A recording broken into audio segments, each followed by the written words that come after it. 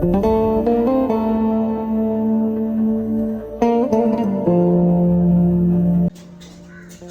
அலைக்கும் வரஹ்மத்துல்லாஹி வபரகாத்துஹு. இன்று நாம் காணவிருப்பது ஏர்வாடி தர்கா காட்டுப்பள்ளியில் அடங்கியிருக்கக்கூடிய மகான் சபூர் ரஹீம் ஷஹீத் ஒலியுல்லா அவர்களின் திருநாள் அடக்க ஸ்தலத்தை இப்பொழுது நாம் காண உள்ளோம். அல்ஹம்துலில்லாஹ்.